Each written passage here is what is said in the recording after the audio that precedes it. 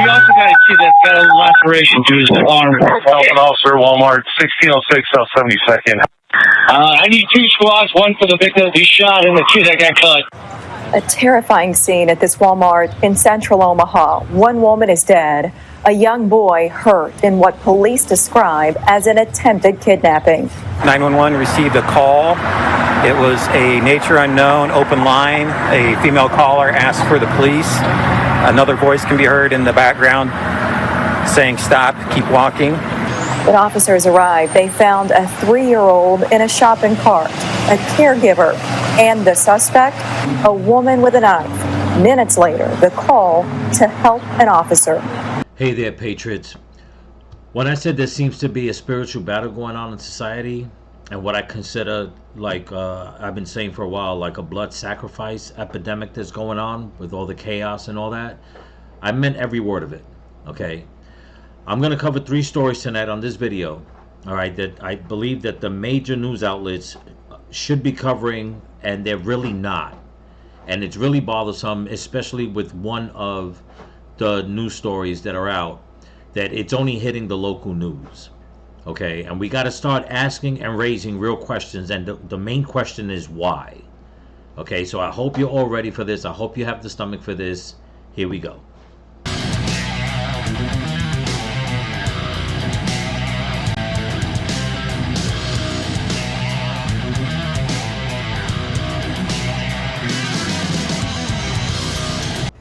And you are watching 3 News Now at 6. I'm Mary Nelson. Developing news from central Omaha, where police shot and killed 31-year-old Noemi Guzman at that Walmart.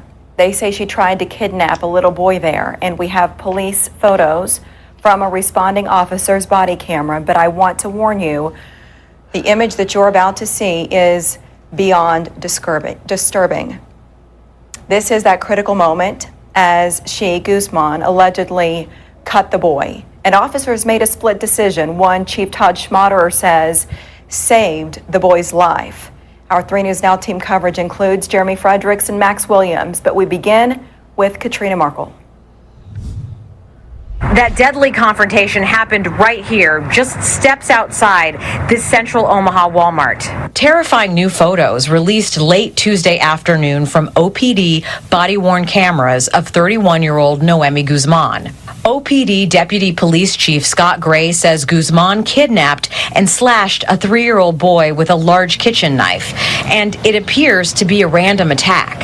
At least one officer fired their weapon, and the suspect is deceased. Police believe shortly after entering the store, Guzman stole a large kitchen knife, forced the child's caregiver to walk in front of the shopping cart as she pushed the cart with the 3-year-old boy inside, eventually forcing them into the parking lot.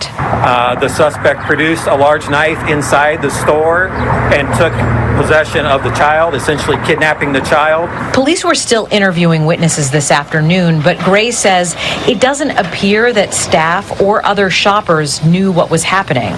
At 9:20 a.m., 2 police officers arrived and called for help. They encountered a female outside the Walmart at this location. She was holding a knife to a 3-year-old child that was in a shopping cart. And that is when the child was slashed on his face and hands, and police immediately shot and killed Guzman. The 3-year-old was taken to Children's Hospital where he went into surgery. We're told his caregiver was with him in the hospital. Investigators, including Nebraska State Patrol and the Sarpy County Sheriff's Office, are still reviewing security footage along with body-worn cameras. They can't say yet how many shots were fired or if both officers fired their weapons. I'm Katrina Markle in central Omaha. Okay, people. That's some of the first story. There's another news clip I want to show you because some new information has come out. So what you have here is this woman you've seen in the picture. She looked totally deranged, okay, psychotic. Went into Walmart and for some odd reason decided to go after this woman who was, they kept saying caregiver. I'm assuming she was the babysitter. And wind up just taking the baby in the shopping cart and having her way. And I know a lot of people are going to ask, because I asked the same question, why didn't the woman put up a fight, scream, yell, ask for help, whatever the, whatever the situation is? We don't know. Okay. But like I said, you know, in my opening, that I believe that these things are happening because people are letting it happen. I stand by that. Okay, I stand by that. And the reason why I say that is because the next video clip I'm going to show you some information that's come out, and you have to ask the questions and you have to wonder why. Why are these people being let out into the street? Why isn't anybody doing anything to keep these people locked up where they belong? Be it in prison, be it a mental institution, whatever the case is. Okay? And I know some people may say, well, you know what, that's kind of harsh, you know, the human beings. I'm not saying to dehumanize them. What I'm saying is, before they go and commit a heinous act, you can't just assume just because a person that has had mental problems, you give them a couple of pills and they act good for a couple of days, then you let them go and you think everything's going to be fine. More times than none, that is not the case. Okay, I'll play the next video clip. Here we go. Okay, now this video clip, like I said, I hope you have the stomach for it. I believe they're going to show the baby's injuries. Okay, it's not gory, it's upsetting, but there's no blood or anything like that. But you know, people might ask me, why would you show that? Listen, you know, sometimes it has to be put in your face in order for people to understand that there are many people out there in society that have really bad how can I say, they just have really bad mental issues. And I want people to understand that, you know what, they don't always go after adults. They go after children too. Here we go. An Omaha child is recovering tonight after being slashed in a Walmart parking lot. New court documents show the suspect about a year ago was ruled to be a danger to herself and others. Okay, now you guys heard that? Court records show that this woman, a year ago, showed that she was a danger to herself and others. And here she is, a year later, okay? And she's proving the point. And you have to ask the questions. If a year earlier she was a problem, what was she doing out in the street now? Who was monitoring her? Who was in charge to take care of her, to find out if her mental state was still, you know, up to par, or whatever the case is? But this is one piece, you're going to hear it, let me raise up the volume, that's really going to make you wonder, why did this woman get so far to do what she did? Check this out. Thank you for joining us. I'm Bill Shamron. I'm Julie Cornell. We just learned from Omaha police that officers had contact with the suspect, 31-year-old Naomi Guzman, earlier this morning before everything unfolded at Walmart. It's not clear when. You hear that? The cops already had an interaction with that woman before she went and did what she did. It's just unimaginable, people. It's insane that the cops had an altercation or whatever the case is with this woman, an interaction with her earlier. You have to ask the questions. What was the interaction? What was going on? What did the officers think about her? You see what I'm saying? It's like it's like I'm not blaming the cops, but if she was already on record for not being mentally sound a year earlier, what are we doing? Whoever's in charge, what are you doing? Or where that interaction took place. Omaha police shared body cam images from this morning's scene. We should warn you the images may be disturbing. Officers shot and killed the 31-year-old Guzman after she cut the 3-year-old during an attempted abduction. Omaha police confirmed Guzman had already been the center of another crime, a stabbing and a break-in in 2024. KATV News Watch 7's Beth Carlson breaks down the new details. You see what I'm saying? So in 2024, 2 years ago, maybe a year and a half ago, depending on the time frame when it happened, she was involved in a break-in and a stabbing. Why was this woman let out into the street? Why wasn't she locked up? If they know that she's been having mental problems, she wasn't in a situation a year and a half ago, 2 years ago, why is this woman out in the street? And look at what happened. Innocent blood was shed. Details in those court documents and what the child's family is saying tonight. She joins us live from Walmart. Beth? Bill, Julie, that's right. That little boy's name is Kyler. I spoke with his parents earlier this afternoon. They say he was here inside this Walmart with a family friend that was taking care of him Tuesday morning. That's when they were approached by Guzman, who attempted to kidnap him, injuring him in the process. Shot fired. We also got a kid that got a laceration to his arm. Body camera footage shows the moment Omaha police shot and killed a kidnapping suspect as she uses a stolen butcher knife to cut a 3-year-old boy on the arm and face. The person with the child was actually shopping inside the Walmart when she was approached by the suspect. Kyler's parents told KETV that a family friend was watching their child when 31-year-old Noemi Guzman threatened them with a knife and forced them outside. The suspect swiping the knife at the child, cutting him across the face. Officers at that time, at least one officer fired their weapon. Omaha police confirmed the suspect is the same one that was accused of stabbing her father and breaking into a rectory of an Omaha church back in 2024. Court documents show she was ruled not responsible by reason of insanity in that case. A judge ordered Guzman to undergo evaluation, but in an outpatient capacity. 1 month later, a court ruling says Guzman was suffering from mental illness, including schizophrenia. The order states that Guzman, quote, remains a danger to herself or others and should remain under the jurisdiction of the court, and that she can continue to reside in the community with family support unless otherwise recommended by her community team. A 1-year review was scheduled to take place less than a month before Tuesday's events. At the time of the 2024 stabbing, Douglas County Sheriff Aaron Hansen told KETV the state does not have the infrastructure to help patients like Guzman. We have to dig in, and I think policymakers on the state level are going to have to find real solutions. Kyler underwent surgery at Children's Nebraska. His family shares his bravery and says they call him their little cowboy. Now, Okay, I'm gonna end this video right there, but you see what I'm talking about, people.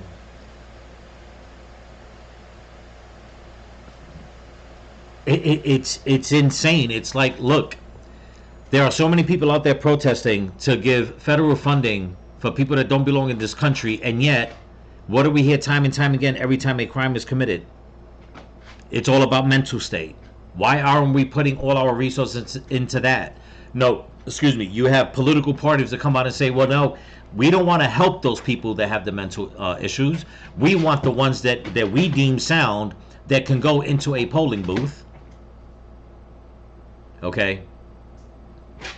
Instead of taking care of our people here, instead of taking care of the ones with mental health issues, instead of doing things to keep society safe from people like that, like this woman, no, they think about other things. Then you have judges that instead of saying, you know what, I find it, or the court finds it necessary to keep this woman locked up, it boils down to what? We don't have the capacity. We don't have the money. If the community and the family watch over her, that should be suffice. We'll check her out in a year. And yet, here we are. Okay. 2 years later, she's dead. The baby's got a long scar on his face. He's probably going to have to go through a lot of trauma treatment. Okay. And hopefully, since he's young, two things will happen, two positive things. One, that scar will heal because he has baby skin. Their skin really heals really good. He might have some sort of a scar. And two, that, you know what, with the right therapy, that this is not something that's going to affect him mentally, you know, emotionally.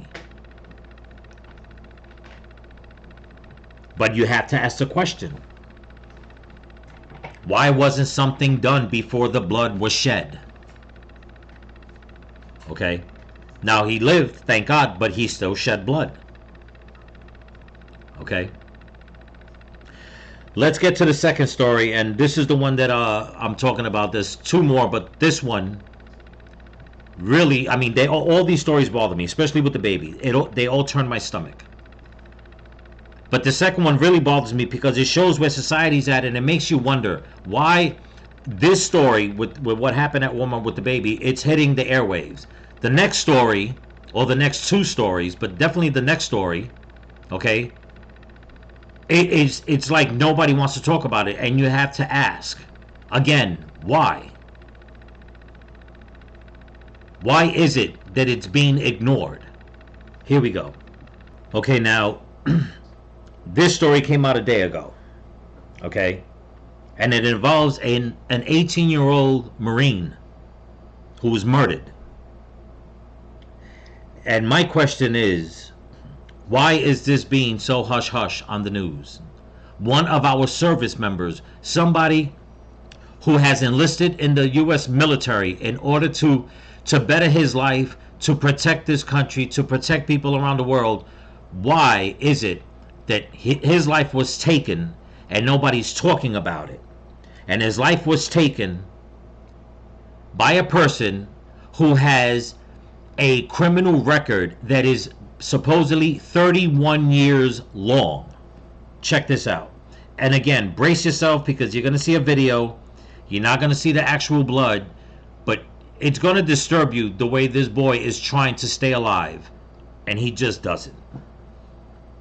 How many times do we need to report on this? Someone losing their life to a criminal who shouldn't have been on the streets in the first place. Yeah, it's really disheartening. And this time it involves a criminal in North Carolina with a 31-year rap sheet accused of killing a man in a brutal stabbing.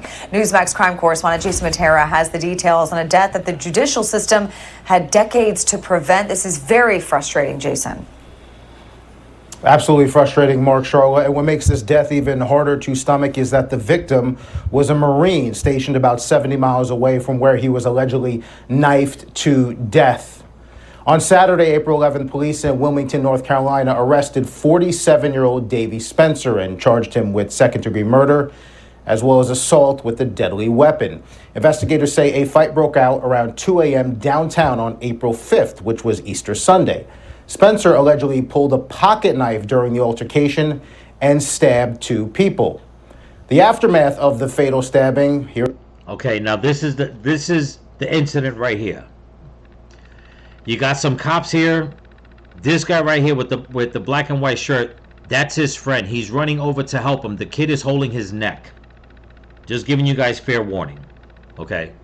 It is was captured on cell phone video. You can see a guy slumped over. He's bleeding out, holding his neck. A bystander rushes in, strips off his shirt, presses it to the wound, trying to stop the bleeding as officers move in to render aid. Okay, now what I don't understand is this, and listen, at this point I have to knock the officers.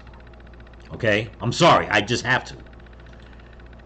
How do you stand there? You see this kid bleeding from his neck. 3 officers standing there. What is it exactly that you're looking for? The kid is trying to put pressure on his neck. Why did not one of these 3 officers run over and put their palm and listen, I don't care.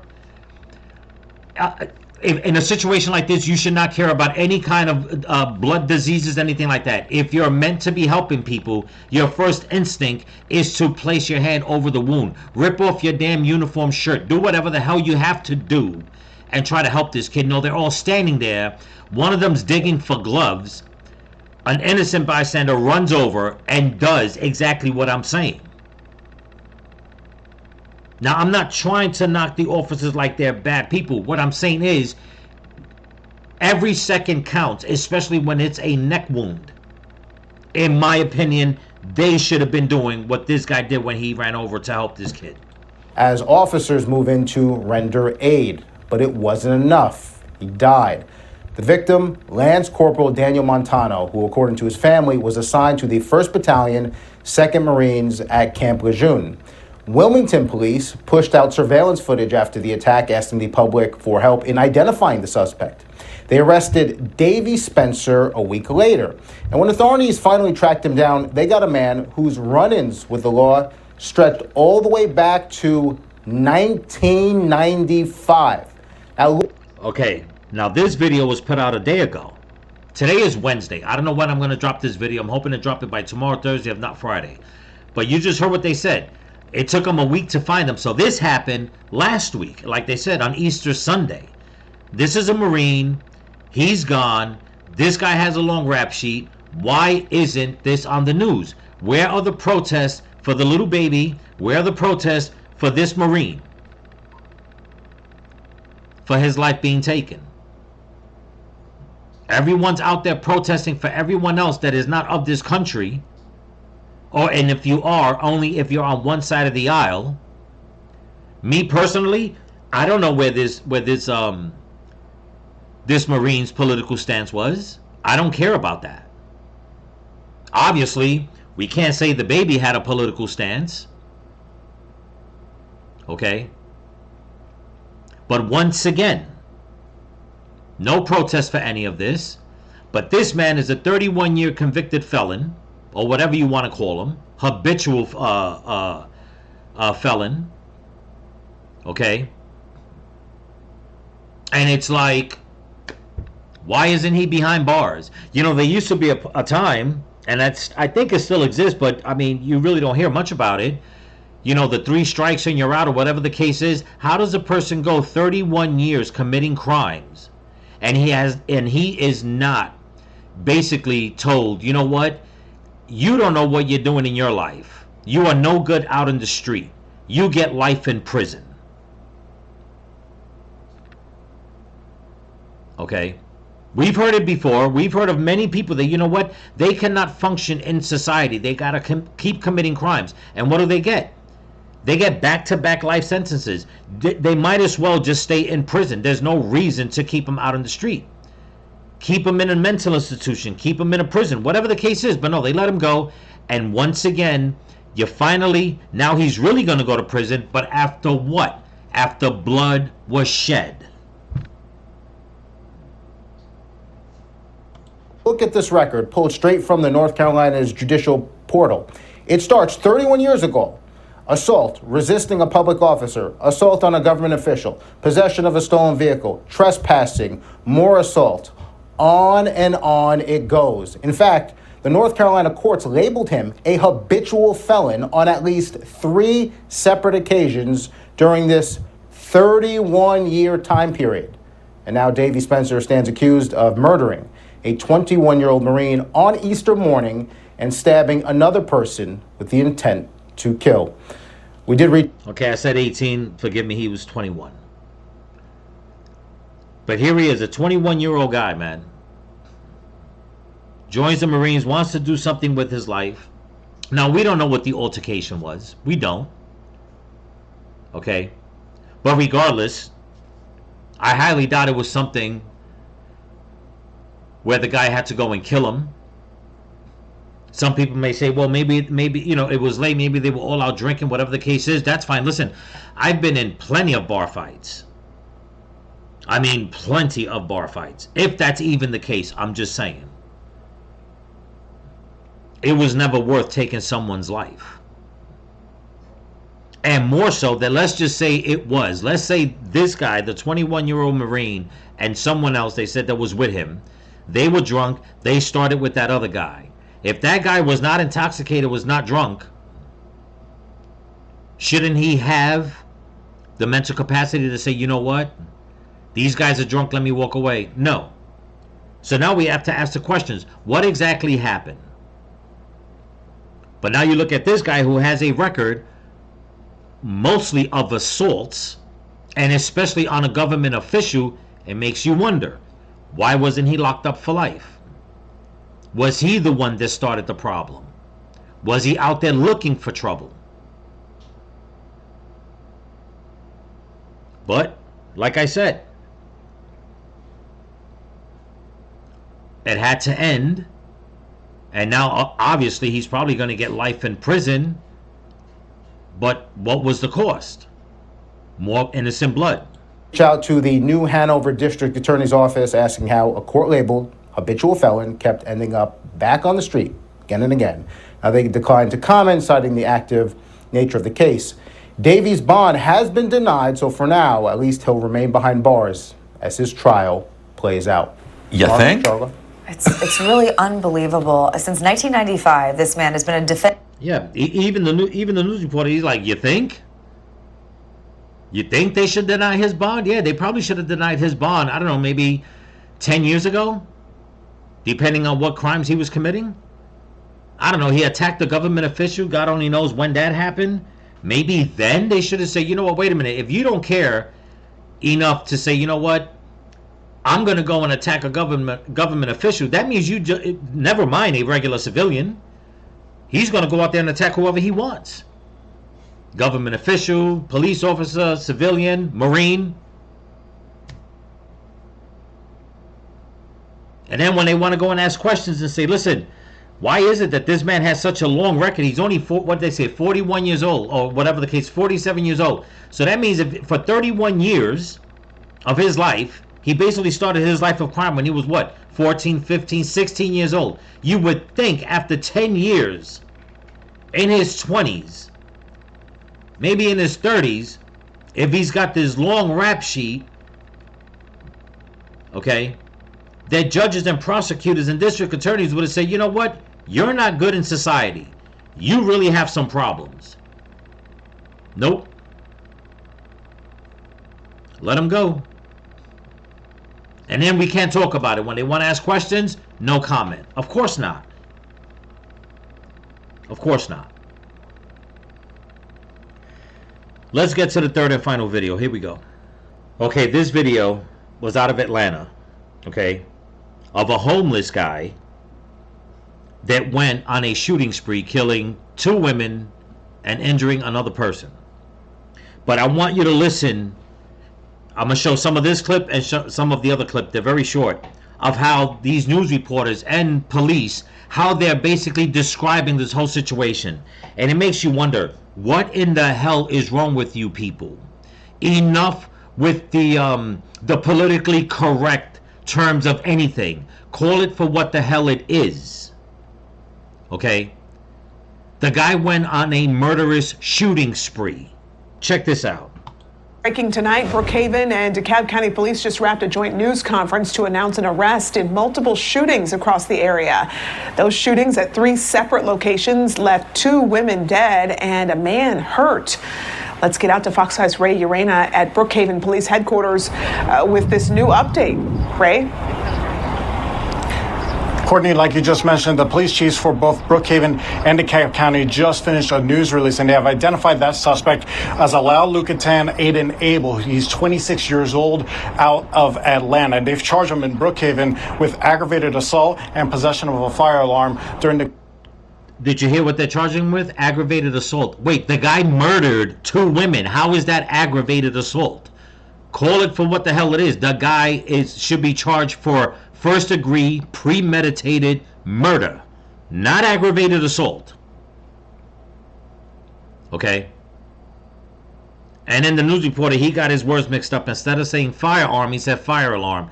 That's neither here nor there.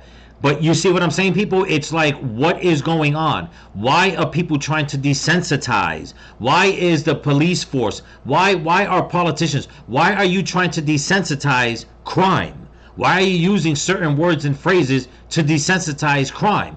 This is why I said in the beginning of the video that I truly feel that this is a spiritual battle and this is some sort of blood sacrifice agenda. Because you want to desensitize it instead of calling it for what it is. It is straight up murder. People are committing some demonic, heinous crimes. They're just going out there and just attacking innocent people, shedding innocent blood. Call it for what the hell it is. Commission of a violent crime. Now, the police are telling us that he's responsible for 3 shootings, allegedly responsible for 3 shootings. Those being first at the Checkers in unincorporated DeKalb County, where a woman was found dead. Next, it would be police say that he targeted a person who was homeless at a Kroger store over at Cherokee Plaza, and before moving on to a into a neighborhood near Decatur in DeKalb County on Battle Forest Drive. The victim in that case has just been identified as 40-year-old Lauren Bullis. We just heard from the Brookhaven PD and DeKalb County police chiefs, and they say that the vehicle information between all three of these crime scenes was pivotal, and Aiden Abel was taken into custody in Troup County. Take a listen to what they just said moments ago. We found an individual on the sidewalk in front of the business at Cherokee Plaza on Peachtree Road. They had been shot multiple times.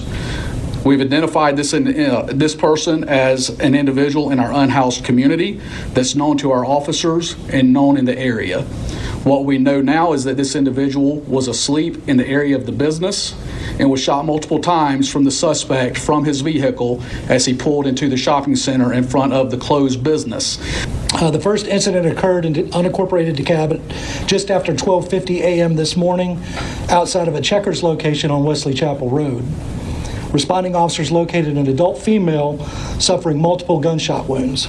Officers and emergency medical personnel rendered aid, and she was transported to the hospital where she later succumbed to her injuries. The second incident occurred at approximately 6:50 a.m. this morning on Battle Forest Drive. Officers located another adult female who had suffered not only gunshot wounds but stab wounds as well. Again, police say that vehicle information, they figured out that Aiden Abel was allegedly driving a rental vehicle, which they described as a silver Volkswagen Jetta, and they say that a license plate reader was key in their investigation and allowed them to put all these clues together. We'll have more on. Okay, so there you have it, folks. Guy went off and just decided to go commit carnage. I couldn't really find a lot more information. All this is breaking. But who wants to guess that this guy probably has a rap sheet? This is not a one-off. This is not organic. Some guy didn't just snap and get up and say, you know what, I'm going to go do this, and this. And to random people. Does it happen sometimes? Yeah, it can happen. We've heard of it. People having a good life, and all of a sudden one day they go, you know, they just go off the edge, and that's it. But the way the news is putting it out, they're not really putting out that much information about the so-called suspect. So now you have to start questioning again, like I said, why? And it's probably because he has a criminal record, and he probably shouldn't have been out in the street. Okay? But once again, more blood shed. More innocent blood shed. And why? Or maybe it has something to do with this. Check this out. There are new details about a string of attacks across DeKalb County that left 2 women dead and a man severely hurt. Police say a UK native was behind the attacks. And Good Day's Lindsay Tuman is live at DeKalb Police Headquarters with the details on this. Lindsay? Good morning to you, Elise. Yes, officials say the suspect in this case is 26-year-old Olalokatanadan Abel. He was granted U.S. citizenship in 2022. One of the victims worked for the Department of Homeland Security, and the new director of the agency is calling these shootings acts of pure evil. 3 crime scenes across 10 miles within 6 hours, and police say the same man was behind them, 26-year-old Olalokatanadan Abel. What we know now is that this individual was involved in an incident in DeKalb County, followed by an incident in Brookhaven, and later another incident in DeKalb County. The first attack happened at around 1 o'clock Monday morning. Police say 31-year-old Brianna Weathers was shot outside of a Checkers off Wesley Chapel Road. About an hour later, Brookhaven police say Adon Abel shot a homeless man outside of a Kroger. He is expected to make a full recovery. The final attack happened off Battle Forest Drive. Police say the suspect shot and stabbed 40-year-old Lauren Bullis as she was walking her dog. Bullis worked for the Department Department of Homeland Security, DHS Secretary Mark Wayne-Woolen called the shootings acts of evil. This was not Adon Abel's first run-in with the law. In 2024, he pleaded guilty to assaulting 2 police officers with a deadly weapon in California. He also pleaded guilty to sexual battery in Savannah last June.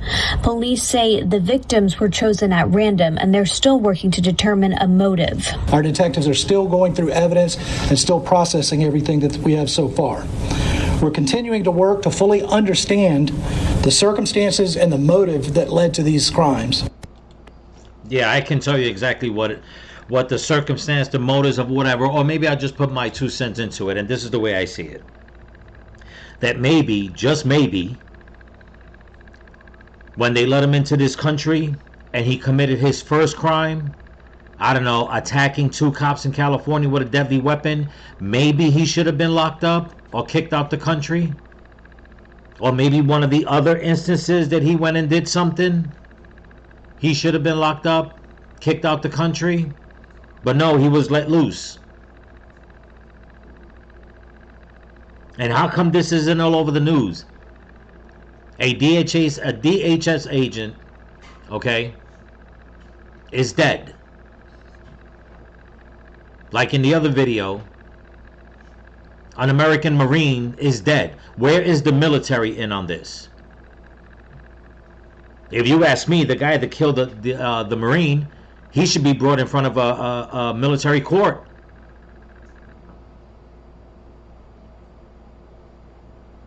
This guy, they want to know what the motive is. There's no motive.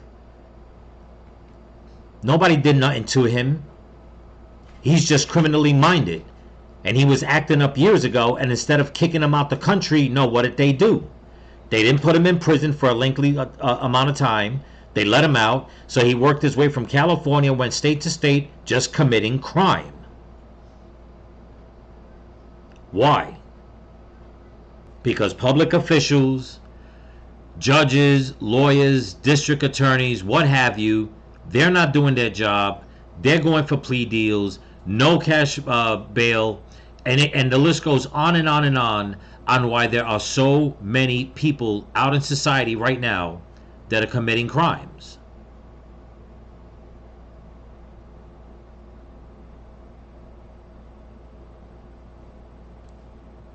And for what reason that they're letting it happen is what I believe.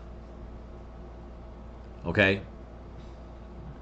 They don't care about the ones that are in charge that can put a stop to this. They don't care about it because they answer to an overlord. Okay? That needs that blood sacrifice. Because nobody in their right mind, if you hold power, whether you're a police officer, a judge, a lawyer, district attorney, a congressman or woman, the president, okay? Your first line of duty is to what? Protect people. Keep the criminals in prison, keep the criminals out of society, and protect society. And we are seeing more and more and more of this. Now, I know that people say, you know what, there's been tons of crime and there's a lot of crime going on. I get it. I get it. But is anybody, or has anybody been seeing the pattern these past 10, 15 years? It just seems like you would think the majority of these people will be somewhere where they can't hurt themselves or other people, and they're not. They're being let out. There's warnings. I mean, just like the first video that I just showed with the baby. The cops had an interaction with that woman earlier that day. And my question is, okay, if you had an interaction with her, I'm pretty sure you probably ran her name. Something had to show up. Okay? Because her last crime wasn't too long ago. That they looked to see if she had a criminal record or anything like that. And if they did find it, what was the altercation earlier that day where they let her go, but she still went out to do what she did? And I, for one, am not buying the fact that, you know what, this whole thing about we didn't know, we used our best judgment. I'm not buying that anymore. I'm just not. This whole thing about we didn't know, what do you mean you didn't know? If the person never had a record and they were doing things, you know, secretly, then you could say we didn't know what kind of person that person was behind closed doors. But when you have a criminal record on that person, this whole thing about we didn't know or we just thought, no, that's what you get for thinking. Do yourself a favor. Don't think. Do. Don't think. Do. Do what's right for society. But sadly, we got a dead Marine, 2 dead innocent women, another person that's injured, and a baby with a big old slash on his face, and a woman that's dead because the community or whoever that was supposed to be watching over her didn't do their job, I guess. Who knows? Who knows? But anyway, that's what I got for you. Don't forget to comment, like, share, subscribe, pass the channel around. And if you can help support the channel, there's a link in my description to my Cash App and my merch store. So remember, people, stay vigilant. Keep praying for each other. Keep praying for the women and the children. Pray for this country. Pray for your enemies. Pray for President Trump. And don't forget to pray for all the missing children that they brought across the border. And if you like the content, please don't forget to subscribe. Give it a thumbs up. Leave a comment. And hit that hype button to help the algorithm pick up on my videos and this channel more. Peace.